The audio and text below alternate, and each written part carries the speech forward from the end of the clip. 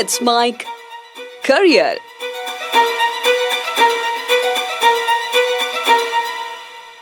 नमस्कार, let's make career में आपका स्वागत है। इस कार्यक्रम में हम डिस्कस कर रहे हैं आरपीएससी के द्वारा आयोजित किए जाने वाली विभिन्न भर्ती परीक्षाएं, जिनमें कुछ ऐसे सवाल पूछे जाते हैं जिनको पढ़ना आसान है, लेकिन एग्जाम से कुछ समय पहले रिवीजन की कमी के कारण वो क्वेश्चन हमारे छूट जाते हैं।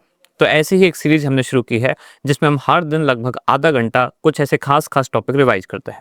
इस कड़ी में आज अब अगला टॉपिक जो देखने वाले हैं, इसका नाम है राजस्थान का एकीकरण। क्या है इसका मतलब? दरअसल आज राजस्थान राज्य जिस स्वरूप में है, आज़ादी के बाद ये वैसे स्वरूप में नहीं था। यानी कि जब हमारा देश आज़ाद हुआ तब हमारा राजस्थान जो राज्य आज जैसा है, इसका क्षेत्रफल, इसकी रियासतें वैसी नहीं थी। धीरे धीरे करके इसमें छोटी छोटी रियासत, जो देसी रियासतें थी, वो विलय होती गई। अब हम इस चैप्टर में वही पढ़ेंगे कि कब कब कितनी कितनी रियासतें विलय हुई, क्योंकि इस पर सवाल पूछा जाता है कि इसके कितने चरण रहे, पहले चरण में कब कौन सी रियासत का विलय हुआ, फिर कौन सी आई, फिर लास्ट में कौन सी आई। इस तरह के कुछ सवाल इससे पूछे जाते हैं। तो इस टॉपिक को आइए शुरुआत करते हैं पढ़ने की, राजस्थान का एकीकरण। अब बात शुरू होती है वर्ष 1946 से, जब ये लगने लगा कि अब अंग्रेज देश छोड़कर जाने वाले हैं और भारत को स्वतंत्रता मिलने वाली है। जैसे ही यहाँ के देसी राजाओं को, रजवाड़ों को, रियासतों को लगने लगा कि अब अंग्रेज जाएंगे और देश हमारा आज़ाद हो जाएगा, तब उनको लगने लगा कि इसका असर राजस्थान की रियासतों पर भी पड़ेगा।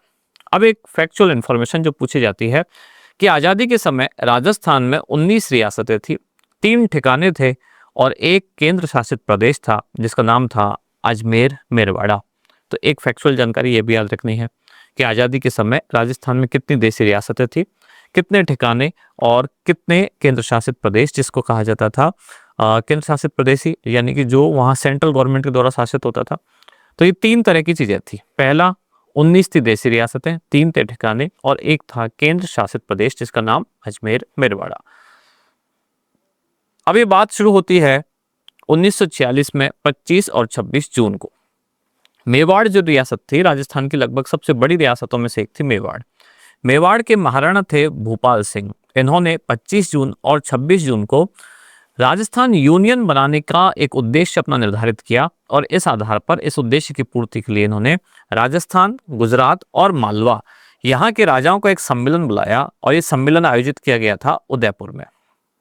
तो पहला सवाल एक ये याद रखना है कि राजस्थान के विलय की शुरुआत कहाँ से कैसे हुई है। तो 1946 में जून के महीने से 25 और 26 तारीख को मेवाड़ के महाराणा भूपाल सिंह की पहल पर उन्होंने कोशिश की कि राजस्थान यूनियन नाम से एक संघ बनाया जाए और इसके लिए उन्होंने राजस्थान, गुजरात और मालवा इनके शासकों को बुलाया और इस सम्मेलन का आयोजन हुआ उदयपुर में। अब चूंकि मेवाड़ के महाराणा ने बुलाया था, तो मेवाड़ का ही जो सबसे बड़ा शहर है आज उदयपुर, वहाँ इसका आयोजन किया गया। इसमें कुल कितने राजा महाराजा है, एक सवाल ये भी होता है। तो इसमें 22 राजा महाराजा उपस्थित थे और इसमें महाराणा ने एक राजस्थान संघ बनाए जाने के निर्माण की योजना प्रस्तुत की। इन सबको समझाया कि हम आपस में मिलकर एक राजस्थान संघ बनाते हैं। अब अपने प्रस्ताव को धरातल पर उतारने के लिए, यानी कि अमली जमा पहनाने की धुन उनमें बनी रही, इसके लिए उन्होंने के.एम. मुंशी उनकी मदद ली और उनको अपना संवैधानिक सलाहकार नियुक्त किया। और के.एम. मुंशी की सलाह पर महाराणा ने राजाओं का एक और सम्मेलन बुलाया और इसकी अगली तारीख रखी फिर लगभग 1 साल बाद। पहला हुआ 1946 में जून में, अभी अगला हुआ है मई 1947 में। 23 मई 1947 उदयपुर में फिर से एक सम्मेलन आयोजित किया गया।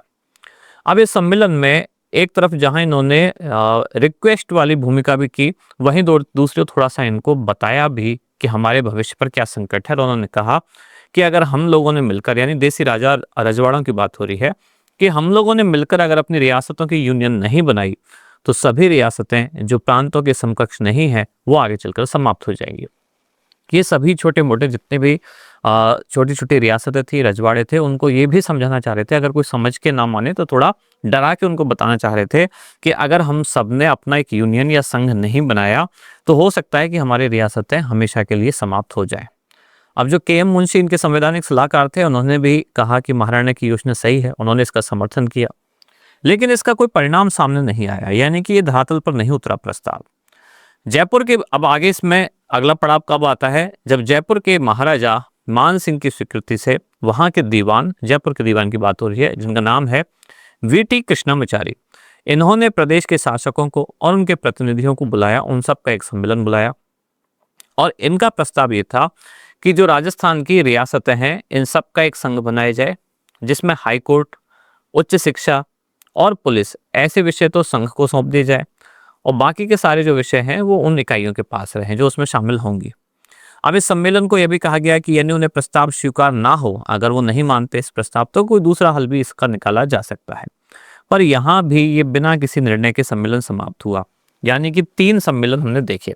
सबसे पहले मेवाड़ के महाराणा भूपाल सिंह ने बुलाया 1946 में, जो कि बुलाया गया था जून 1946 में 25 और 26 जून को, पहला सम्मेलन। उसके बाद उन्होंने ही उदयपुर में ही अगला एक और सम्मेलन बुलाया लगभग 1 साल बाद 1947 में, मई 1947 में, 23 मई 1947। दोनों सम्मेलनों का कोई परिणाम नहीं निकला, लेकिन एक योजना पर विचार जरूर किया गया। इसके बाद जयपुर के राजा ने बुलाया सम्मेलन, इसमें भी कोई परिणाम बाहर नहीं आया। अब धीरे धीरे आगे बढ़ते हैं और सबसे पहला धरातल पर जो कुछ परिणाम सामने आया वो तब आया जब राजस्थान में मत्स्य संघ नाम से एक संगठन का या एक संघ का निर्माण हुआ। जब देश का विभाजन हुआ तब बहुत सारे दंगे भड़के। मत्स्य संघ जो आज अलवर और भरतपुर के आसपास का कुछ क्षेत्र है, यहाँ भी दंगे भड़के और भारत सरकार को ऐसी शिकायतें मिली कि यहाँ के दंगे भड़काने में यहीं के प्रशासन का, यानी कि यहीं के जो राजा महाराजा थे उनका हाथ है। इस कारण भारत सरकार ने 7 फरवरी को अलवर के महाराजा और डॉक्टर खरे इनको दिल्ली बुला लिया और दिल्ली में नजरबंद कर दिया और जो अलवर का प्रशासन था वो भारत सरकार ने अपने हाथ में ले लिया। 1947 की बात चल रही है, 47 के बाद की बात चल रही है, सॉरी 48 की बात चल रही है। अब भरतपुर में भी ऐसा ही हुआ, भरतपुर में भी सांप्रदायिक दंगे भड़के। अब वहाँ भी भारत सरकार किस निर्णय पर पहुंचती कि वहाँ का शासन अपने हाथ में लेना चाहिए या नहीं, या क्या कोशिश की जाए, इससे पहले ही भरतपुर के महाराजा ने भरतपुर का प्रशासन भारत सरकार को सौंप दिया। अब प्रक्रिया शुरू हुई राजस्थान के एकीकरण की और पहला चरण जिसमें मत्स्य संघ का निर्माण होता है ये बना कब? 18 मार्च 1948। मत्स्य संघ में कौन कौन से रियासतें थी, कौन कौन से ठिकाने थे, ये आप मैप में देख पा रहे हैं। एक तरफ मैप है जहाँ राजस्थान का नक्शा है और उसमें गोला लगा के दिखाया गया है कि ये वाला जो कोने में एरिया है पूर्वी राजस्थान का, जिसमें 4 मुख्य रियासतें हैं। एक है अलवर, दूसरा भरतपुर, तीसरा धौलपुर और चौथा करौली। साथ ही इसमें एक ठिकाना भी है जिसका नाम है नीमराना ठिकाना। इनको मिलाकर एक संघ बनाया गया है जो कि पूर्वी राजस्थान का क्षेत्र है। इसी को कहा गया मत्स्य संघ और ये अस्तित्व में आया 18 मार्च 1948 को। इसके बाद अलवर और भरतपुर से मिली हुई जो धौलपुर, करौली, यहाँ की जो छोटी छोटी रियासतें अलवर, भरतपुर, धौलपुर और करौली, इन चारों ने भारत सरकार के जो निर्धारित मापदंड थे उनके अनुसार इनकी जो मापदंड थे उसमें ये पाया गया कि ये पृथक रहने योग्य नहीं है। भारत सरकार ने जो मापदंड तय किए कि कौन कौन सी रियासतें अलग रह सकती हैं या प्रांत बना सकती हैं, तो इनको ये उन मापदंड पे खड़े नहीं उतरती थी कि ये अपना प्रांत नहीं बना सकती। इसलिए इन चारों ने मिलकर बना लिया एक संघ और ये नया संघ जो बना इसका उद्घाटन किया भारत सरकार के मंत्री थे उस समय NB गॉडगिल। उद्घाटन किया गया 17 मार्च 1948 को और ये संघ अस्तित्व में आया 18 मार्च 1948। जब ये संघ बनकर तैयार हुआ तो इस संघ के राज प्रमुख बनाए गए धौलपुर के जो महाराजा थे उनको, और इसके उप राज प्रमुख बनाए गए करौली के महाराजा। साथ ही अलवर प्रजामंडल के जो प्रमुख नेता थे शोभाराम कुंभावत, वो इस मत्स्य संघ के बनाए गए प्रधानमंत्री। तो पहला चरण कंप्लीट हुआ राजस्थान के एकीकरण का और पहले चरण में क्या हुआ? मत्स्य संघ का निर्माण। मत्स्य संघ के निर्माण से पहले भी 3 सम्मेलन हुए, तो क्रम हमको याद रखना है। सबसे पहले मेवाड़ के महाराणा भूपाल सिंह ने एक सम्मेलन बुलाया उदयपुर में 1946 में जून के महीने में 25 और 26 तारीख को। इसके बाद अगला सम्मेलन भी उदयपुर में ही बुलाया गया लगभग 1 साल बाद। ये बुलाया गया 1947 में मई के महीने में 23 तारीख को। इसके बाद जयपुर के महाराजा ने बुलाया जयपुर में एक सम्मेलन, लेकिन यहाँ से कोई परिणाम, सार्थक परिणाम नहीं निकल पाया। फिर मत्स्य संघ बनाने की प्रक्रिया शुरू हुई। मत्स्य संघ जो कि अलवर और उसके आसपास का क्षेत्र था, राजस्थान का पूर्वी हिस्सा, इसमें मुख्य रूप से 4 बड़ी बड़ी रियासतें थी, अलवर, भरतपुर, धौलपुर और करौली। एक इसमें ठिकाना भी था, वो था नीमराना ठिकाना। इन्होंने मिलकर संघ बनाया। 17 मार्च 1948 को इसका उद्घाटन किया भारत सरकार के मंत्री NB गॉडगिल ने और ये संघ बनकर तैयार हुआ 18 मार्च 1948। अब इसमें पदाधिकारी कौन कौन बने? तो इसके जो राज प्रमुख बनाए गए वो धौलपुर के महाराजा थे, उप राज प्रमुख जो बनाए गए वो करौली के महाराजा थे, और इसमें जो प्रधानमंत्री बनाए गए, तब इस संघ के जो मुखिया था उसको प्रधानमंत्री बोलते थे। राज्य को बाद में मुख्यमंत्री पद बाद में मिला, पहले इनको प्रधानमंत्री बोलते थे। तो इस संघ के जो प्रधानमंत्री बनाए गए वो बनाए गए अलवर प्रजामंडल के एक नेता जिनका नाम था शोभाराम कुमावत। तो इस तरह से राजस्थान के निर्माण का एकीकरण का पहला चरण पूरा हुआ। अगले चरण में बनाया गया राजस्थान संघ। पहले चरण में मत्स्य संघ, अगले चरण में राजस्थान संघ। जो भारत सरकार का रियासती विभाग था, देशी रियासतों के विलय करने के लिए जो विभाग बनाया गया रियासती विभाग, इसने 3 मार्च 1948 को, अभी वर्ष 1948 की बात चल रही है, देश आज़ाद हो चुका है 1947 में ही, उसके बाद की ये बात चल रही है। तो 3 मार्च 1948 को कोटा, बूंदी, झालावाड़, टोंक, डूंगरपुर, बांसवाड़ा, प्रतापगढ़, किशनगढ़ और शाहपुरा, इनको मिलाकर राजस्थान संघ बनाने का एक प्रस्ताव रखा।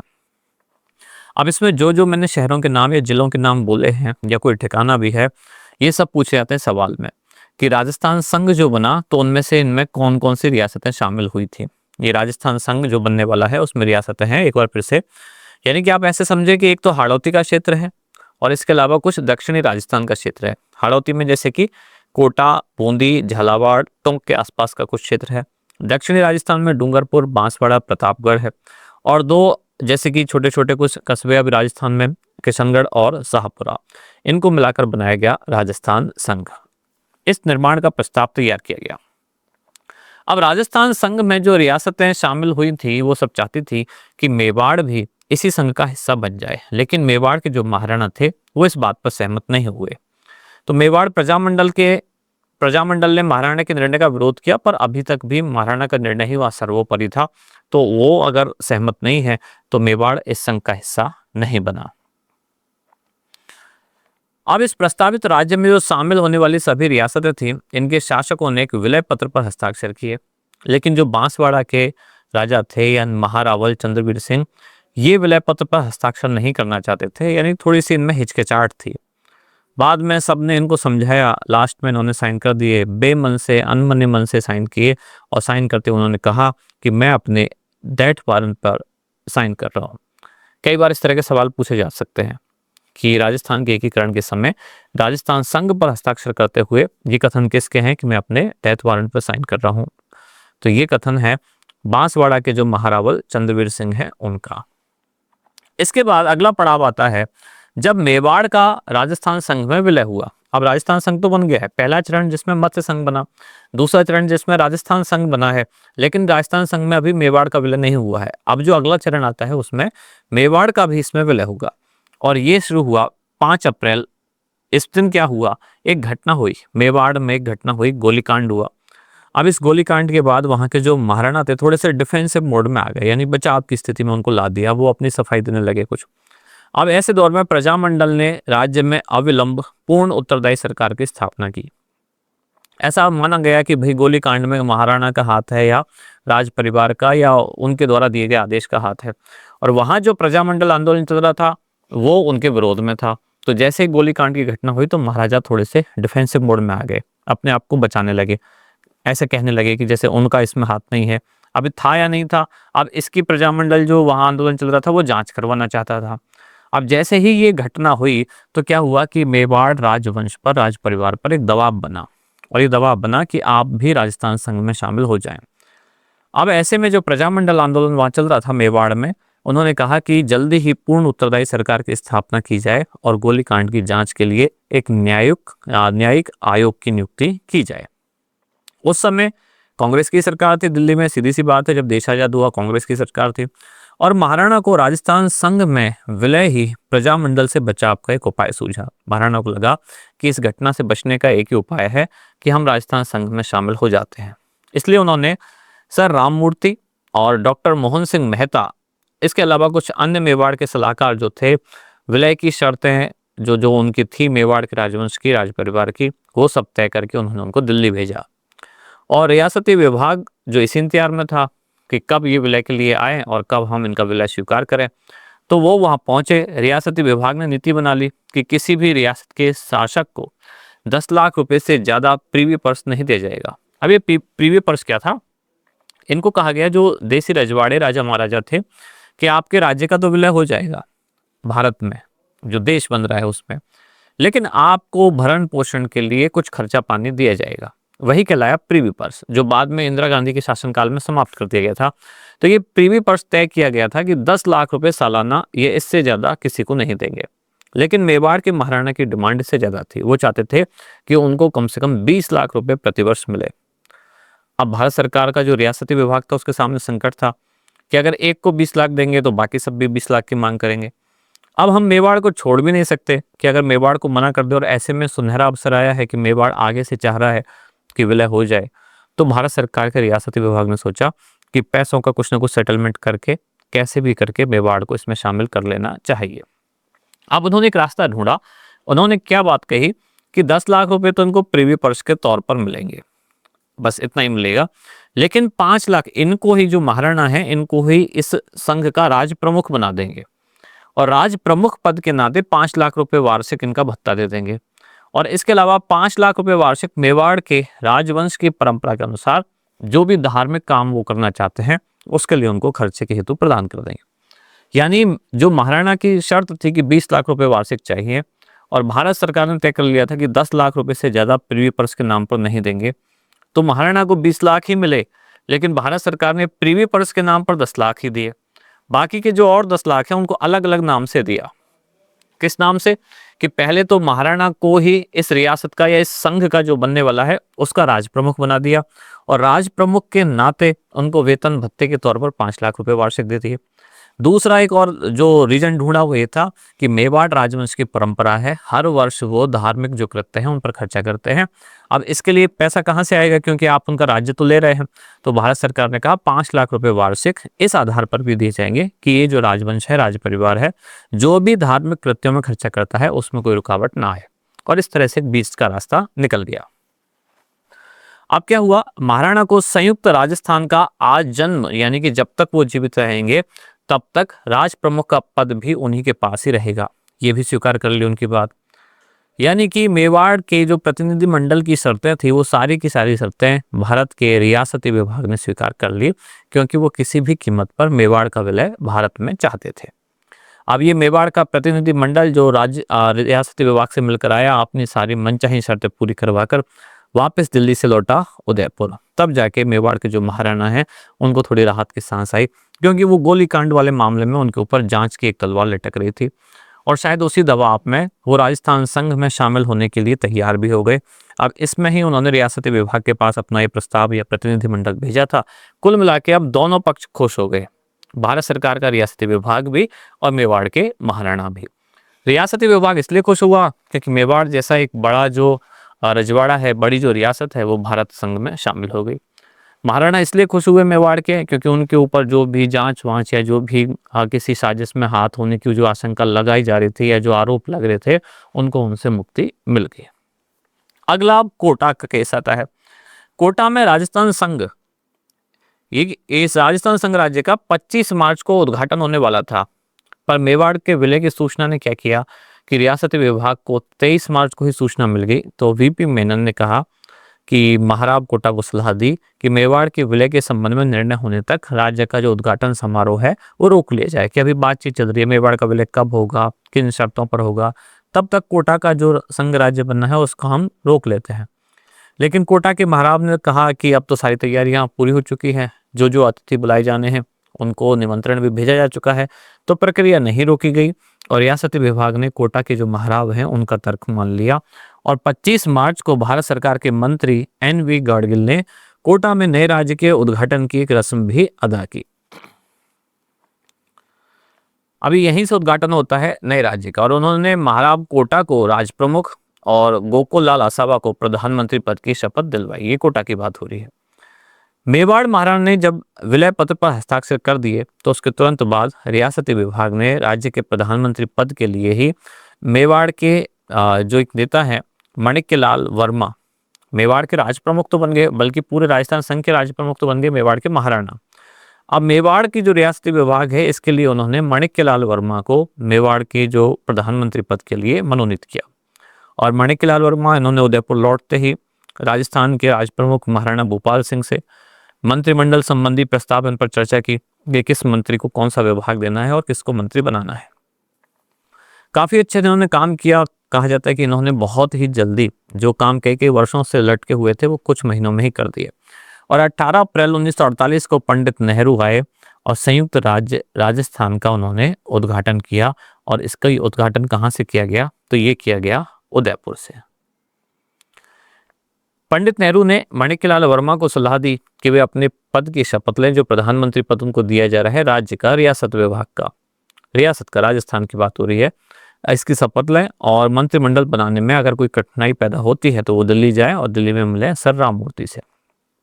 पंडित नेहरू की सलाह उन्होंने मान ली और माणिक्यलाल वर्मा ने प्रधानमंत्री पद की शपथ ली। ये बात हो रही है मेवाड़ रियासत के संदर्भ में।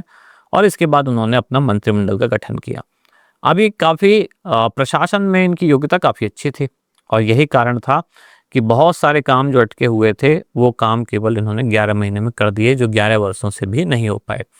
यानी ये जो राजस्थान का संयुक्त राजस्थान का मंत्रिमंडल केवल 11 माह ही रहा और जिस दौरान प्रधानमंत्री रहे माणिक्यलाल वर्मा, और उन्होंने 11 महीने में ही इतने अच्छे अच्छे काम किए जो पिछले 11 वर्षों से भी पेंडिंग थे।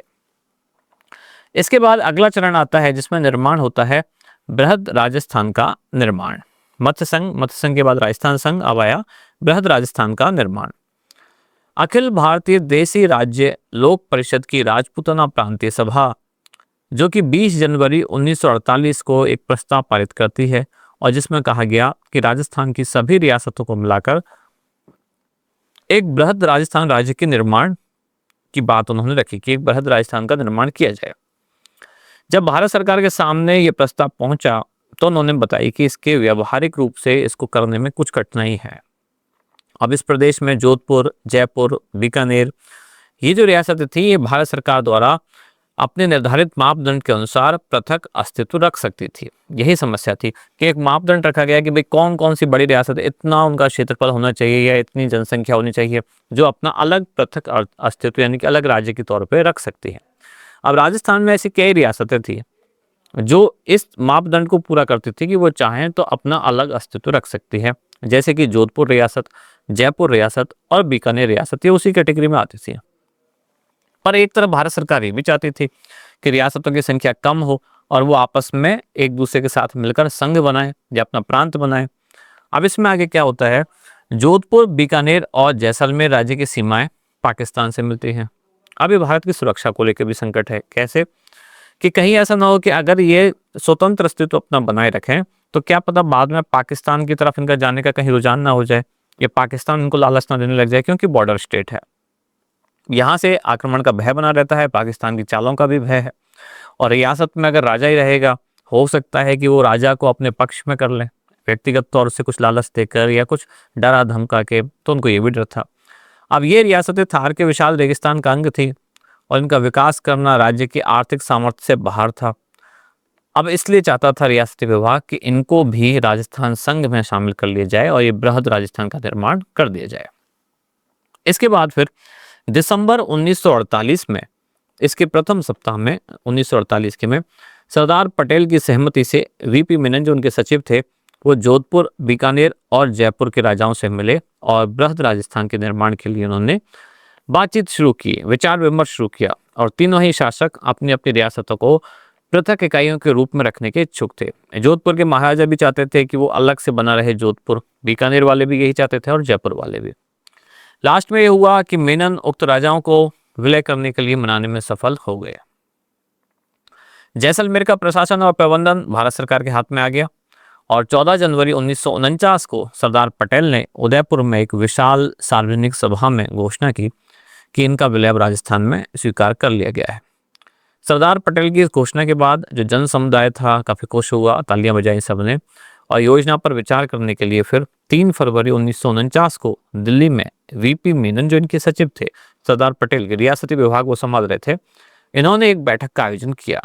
अब इसमें निर्णय किया गया कि जो जयपुर के महाराजा हैं सवाई मानसिंह, इनको जीवन पर्यंत राज प्रमुख बनाया जाए इस बृहद राजस्थान का, और उदयपुर के जो प्राचीन राजवंश है इसकी मान मर्यादा को ध्यान में रखा जाए और महाराणा भूपाल सिंह को महाराज प्रमुख का एक नया पद दिया गया। जयपुर को शामिल करवाने के लिए जयपुर के महाराजा को पद दिया गया। और फिर मेवाड़ जिसकी एक परंपरा रही है, सबसे ऊंची उनकी कह सकते हैं कि पगड़ी रही है एक तरह से, क्योंकि स्वाभिमान मेवाड़ का सबसे ऊपर रहा है। तो उनके लिए एक नया पद बनाया गया कि महाराज प्रमुख का एक नया पद बनाया गया और महाराजा भूपाल सिंह को उस तरह से उसमें शामिल कराए रखा गया। इसके बाद अब राजधानी क्या बनाई जाए, तो इसमें राजधानी का मसला जब सरदार वल्लभ भाई पटेल पर छोड़ दिया गया तो उन्होंने कहा कि एक समिति बनाई जाए जो तय करेगी कि राजस्थान की राजधानी क्या होगी, और ये समिति बनाई गई पी सत्यनारायण राव समिति। अब हमारे एग्जाम के लिए इंपॉर्टेंट है कि इस विशेषज्ञों की समिति का प्रमुख कौन था, ये बनाई गई पी सत्यनारायण राव समिति। अब इस समिति ने जो फैसला दिया, इसने कहा कि जयपुर को राजस्थान की राजधानी बनाया जाना चाहिए। उन्होंने सिफारिश की कि राजस्थान की राजधानी क्या बनना चाहिए, जयपुर। समिति ने राजस्थान के अन्य बड़े नगरों का महत्व बनाए रखने के लिए कुछ कार्यालय, जैसे राजस्थान के जयपुर में तो बन जाए राजधानी, लेकिन अन्य जगहों पर भी कुछ बड़े बड़े जो शहर हैं उनमें बनाए जाएं कुछ कार्यालय। जैसे कि जयपुर को राजस्थान की राजधानी तो घोषित कर दिया, लेकिन हाईकोर्ट बना दिया जाए जोधपुर में। शिक्षा विभाग बनाया जाए बीकानेर में, उसका प्रमुख कार्यालय। खनिज और कस्टम एक्साइज विभाग ये बना दिया जाए उदयपुर में। वन और सरकारी विभाग ये बना दिया जाए कोटा में, और कृषि विभाग रख दिया जाए भरतपुर में। ऐसा उन्होंने कहा।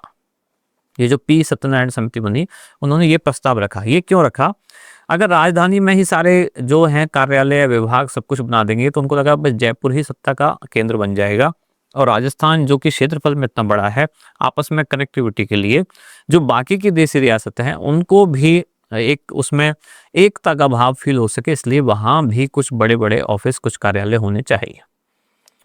30 मार्च 1949 को सरदार पटेल ने ये जो वृहद राजस्थान है इसका विधिवत औपचारिक रूप से उद्घाटन किया, और इस कारण 30 मार्च को ही राजस्थान दिवस मनाए जाने का निर्णय लिया गया। अब इसमें एक बात ध्यान रखना, इस वर्ष से ये एक तय हुआ है कि अब राजस्थान दिवस अंग्रेजी कैलेंडर के हिसाब से नहीं मनेगा।